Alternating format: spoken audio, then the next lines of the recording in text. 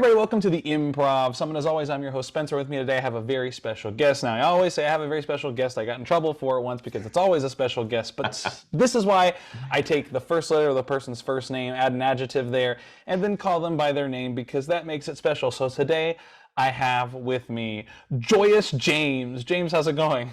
I like Joyous James. That's cool. I feel such joy from that. I'm good. Yeah. I'm good. Thanks for having me on. Yeah, thanks for doing this. Let's just dive in, because everyone knows all of my stories that I tell multiple times across multiple episodes, as if no one's ever heard these stories before. But you are new to the show, so let's just dive in and jump and talking about jumping James, and talk about you. What is your improv background or your improv experience? So I was doing, I learned improv off and on growing up through high school, college. I never really did anything too formal. I tried out for the improv teams in college. I looked back and I was like, I could see why I didn't get on. I did not know what I was doing, Yeah. which was good experience. And then when I moved back to LA, I started taking like just acting classes, and everyone was like, oh, you got to take improv. Everyone does improv. And I was like, okay, yeah. At first, it was just like, right, that's what I have to do for the hustle. But then I started taking some classes and I found like I really was enjoying it, and I was enjoying the thrill of it again, and like rediscovering it like more formally now. And I was actually like, oh, this is helping me so much just as an actor, like whether or not it's a career thing or not, like I'm just getting a kick out of this. I did the first 4 levels at UCB some time ago, did that, and then just kind of bounced around. I took a class at IO when that was still out here. I've seen a bunch of shows from different places here and there. And then recently, I guess the biggest thing I've done with that is I got involved with a show with a great group of fun improv actors, where we take a basic subject or an idea, and there's a structure to it more or less, but we do improvise around it. And we did that in a workshop in February of 2020, and we were going to do it for Fringe that year.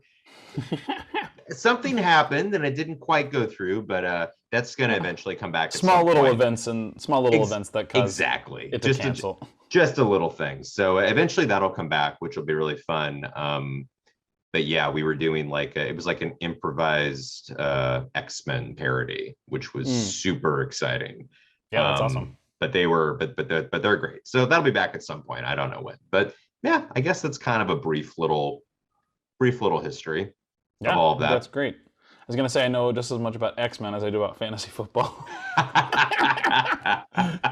So that's a whole lot, right? Yeah. Yeah. For those that have no idea, we talked offline about me starting playing fantasy football, and I have no idea what's happening. But he's 1-0, everyone.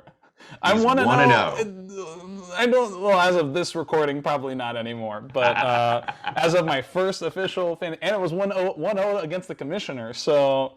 I'll take that as a win. Either way. Wash your hands of the whole business and walk away. Yeah, I'm done. I quit. How does that work? I quit. I'm going out on top.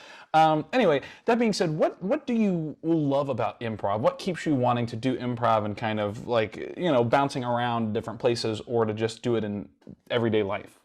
Well, at first it was just a way to like figure it out. Like I was like, I don't really know my left from my right on this. Like there's short form, there's long form, there's more character based, there's the game. And I was like, okay, let me like try to bounce around as many places as I can and learn about what this is. And kind of, I think everyone finds whatever makes them happiest. UCB was a great intro, I think, just sort of like generally getting you out of your head and out of yourself and just jumping into it. And I think that's probably the thing I like the most about it is that like jumping off of like a building with no net. Like there's nothing there for you. You gotta stay on your toes. You gotta be listening constantly. And I think that, as an actor in general, I find that to be super important, and not a lot of people talk about that. And so for improv, you don't have a choice. If you're not listening, you're really screwed and nothing's gonna come of it. But I find it's been really helpful. Another thing that I do a lot of is I do a lot of like unrehearsed Shakespeare performances, a lot of Shakespeare in bars, different types. Sometimes it's like cold reading, sometimes it's like off book. But in any case, like improv comes into play there, because you could drop a line, someone else could drop a line, like anything can happen, and you have to be on your toes and be able to cover it in case something like that happens and you want to keep things moving along. So yeah, I found it to come in handy in a bunch of different like weird places I didn't expect. That's great. I also want to throw in a different order of the questions today. Sometimes they are always the same, sometimes they're different. But you mentioned Shakespeare in bars. I know recently, as of this recording, you did a couple of Idle Hour shows. But do you have any plugs or pitches you want to share for the future, which as those who are watching it, it's the present, the here and now. But anything you want to plug or pitch, now is a good time to do it. Sure, yeah. There's a couple of different things. Nothing coming up right away. We just did a bunch of shows.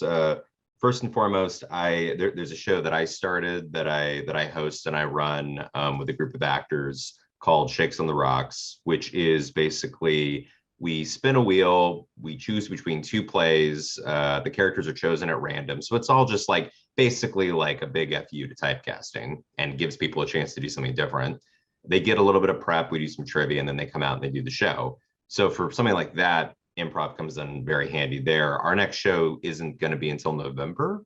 But yeah, so I believe November 17th is the date that we're gonna have that next show on. So this was our first show. For those that are watching this, that's coming up. So check the link down in the description and buy your tickets. At the time of this recording, we just did like our first show back since before 2020. So I was really curious to see how it was all going to go. And it was great. Everyone was fantastic. It was a really great group and the audience really enjoyed it. So yeah, we'll be back in November and we'll be, fixing up the little things that you figure out when you don't do a show in over a year and you're in a new venue and all of that. But also along with that, there's another group called Riot Shakespeare, which also performs at Idle Hour, and they're just full on unrehearsed, memorized. You come in, you're off book, you have a character, there's usually a theme involved, and it's just absolute insanity. I don't know when the next one of those is going to be. I would anticipate maybe sometime in November, December, but maybe hopefully by the time this comes out, there will be a specific date. Check the description and see if there's anything in the description for any of these shows. Or see what you missed by clicking on the link and not seeing anything available. It's really up to you if you want to click down that link in the description. That being said, one of the biggest things that I get with improv is I have a hard time remembering anything I do or see in improv because it's so in the moment that it kind of just like lives in that moment unless it's like recorded or sometimes there's like an aha moment that I had in a scene watching it or performing in it where I'm like, this is how I understood this thing and so I'm not going to ever forget this scene. Are there any scenes for you in improv, whether it's as a performer or as an audience member? I see you smiling like you know where this is going, but are there any scenes that you remember like vividly that are like, oh, I'm going to remember this for a long time? I think so. And I think it more, I will say, I found just in like the few things that I've looked into with improv, I do find myself being more of a long form person. I like the more story-based, narrative-based stuff. That was always a note that I used to get when I was taking classes at UCB, which is much more short form, game oriented. Like it's like find the joke and nail it. And I knew people that were great at that were just hilarious. I couldn't do that nearly as well. And in fact, I would start getting very plot based and an instructor would be like, you're getting very plot based on us here. I'm like, yeah, I mean, I am an actor first and foremost. That's kind of what I do. But I will say that more long form stuff, I think tends to stay with me. Like the short form stuff, I laugh in the moment, but I agree. I don't remember a lot of it much later. But I definitely remember moments from one of my, I've never worked with them in a class or anything, but they do a lot of professional shows. Improv Theater does a lot of great long form stuff. And I've seen so many of their shows and I still quote so many things I've seen from their shows because it stays in my brain. And I think in part it's because it is story based, but also these improvisers have been working together for just years and years and years of just like they know each other's things, they know how to work off of one another. They really listen to one another. Like there's really like you really believe that there's a scene happening, and then you're like, wait, there's no script. How did you make that sound so natural? Like that doesn't make any sense with a style on top of that. So I definitely remember a lot of stuff that they've done. That's great. One quick quick side question is, you talk a lot about being an actor, and of course actors use improv because it helps with their acting, but have you noticed that improv helps in your non-actor world, using improv for non-actory, non-entertainment industry elements like daily life? Have you noticed anything that improv helps with? I do. Actually, it's come in handy on a few occasions. Probably most prominently, I won't go into too much detail. There's still some things I prefer to just like not get into for privacy's sake. But I Sure. will say that it was the strangest job I ever had. I was hired for a wedding to impersonate a family member. Mm. And it was all like, I mean, it ended up being a very sweet thing. Like it was all just like someone's family couldn't be there, or they didn't want to be there. It seemed like a very odd thing. And she just wanted to present this as these actors doing this, which was gonna give her, I guess, her wedding experience. I didn't ask questions, but definitely being in there was like I got my character essentially and went in and had to like keep up the facade, and it worked. But I don't think without any improv training, I would have been able to pull that off. I definitely would have been like, absolutely not. That sounds terrifying. So it was as I called it, high stakes improv. I love it. Improv is, the irony of it all is improv, every scene in improv is always high stakes, but the actual outcome of improv is low stakes. So I like love that TM, that catchphrase. I'm sure someone said it before me, but anyway. No, I don't think so. Well, it's said here and now, so it's on recording, on record.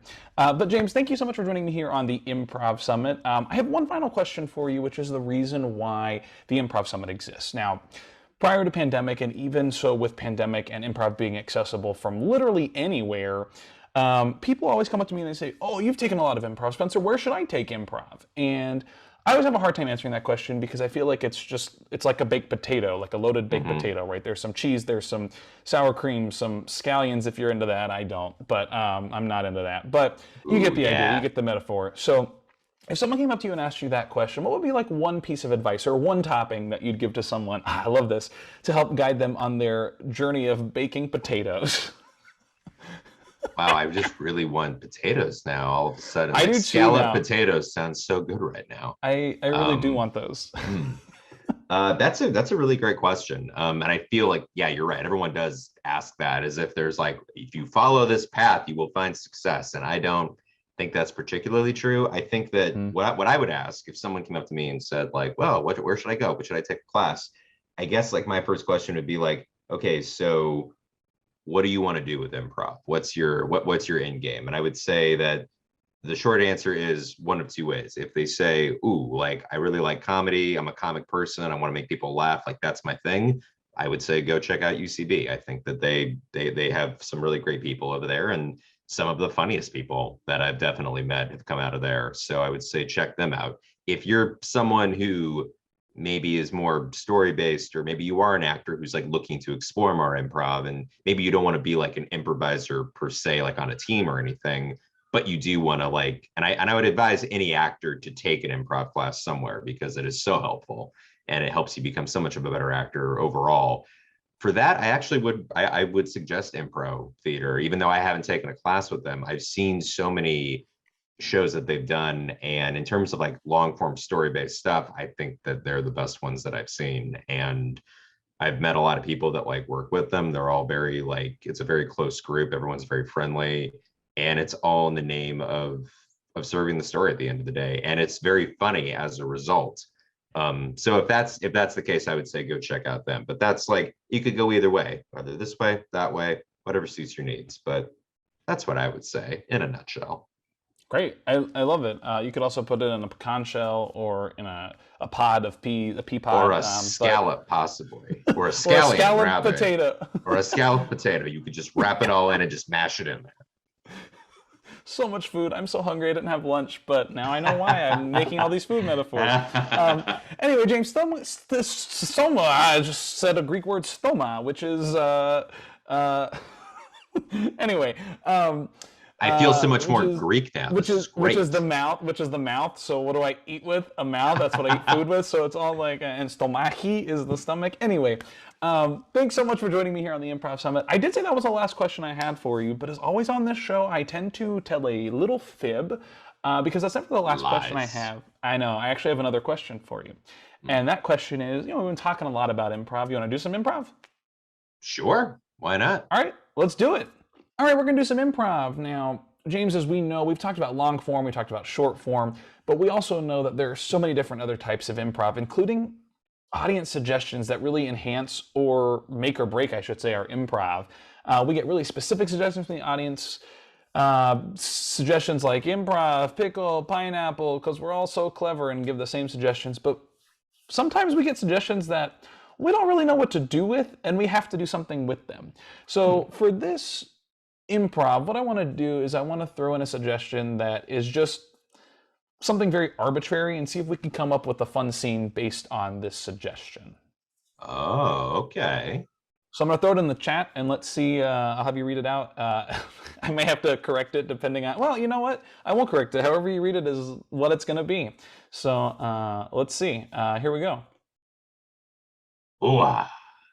Hoo-ah is the suggestion. Hoo-ah is a suggestion. Who would you like to initiate this scene? I will initiate this. Great. All right. The suggestion is hoo-ah. Thank you.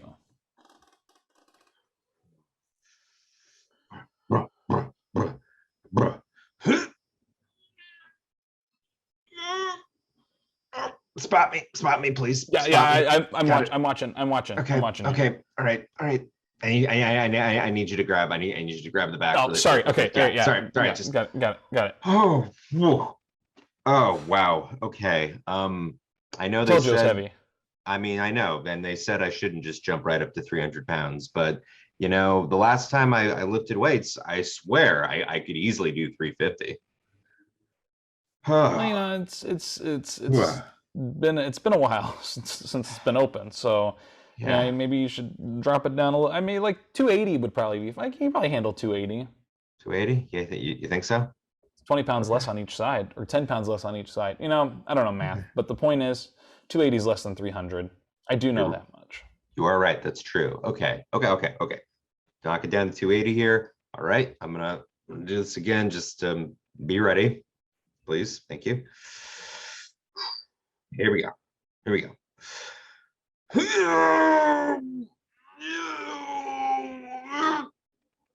Okay, get me.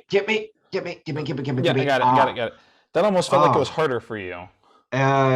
It kind of was. Why is that? It's lighter, but it felt heavier. Yeah, I mean, maybe we should up it to like 310 and see if 310 does anything for you. Like maybe like, how like people have like their tessitura in their voice where there's like a couple notes that are like their sweet spot, but then like above and below it's kind of rough. Maybe you're maybe we gotta find your sweet spot. Maybe you're still like in the rough zone of like the rough below. Maybe you gotta go up and get a sweet spot in there. Yeah. Ooh, what if we really jumped it? What if we went like straight to like 350 or something? I think we can do that. That's what you want is 350. I think I can do that. That sounds like a good, nice jump number. Straight. All right. I like 3, I like 5, I like 0. You put them all together. All right. Okay. Put it all together makes 8. We'll get to 8. We'll start with 350. And once I can lift that, we'll go right to 8. We'll go right to 358. Ooh, yeah. That extra 8 pounds of difference. I like it. All right. Here we go. So 350. Yeah. All right. Here we go.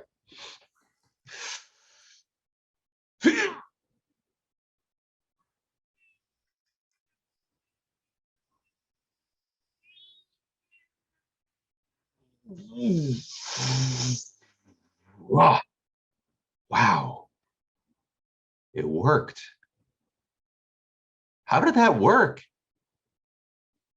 Your tesseract thing was right. You were saying about the voice, and the muscle is a part of the voice. It's funny they say tesseract because tesseract is similar to the tessitura in its own way. It's very interesting that you put those two together because the tessitura is like the tesseract in the sense that it's like where all the power lies. The power lies in the sweet spot of your voice, and the power of the Avengers lies in the tesseract, or the world rather. So I'm kind of the new taciturn. Just taciturn. Let's just Tina get back Turner. to okay, doing cool. the weights and scene. It's fun. Yeah, it was good. Thanks everybody so much for coming to the Improv Summit. As always, I'm Spencer. That's James. See you next time. Bye. Bye bye.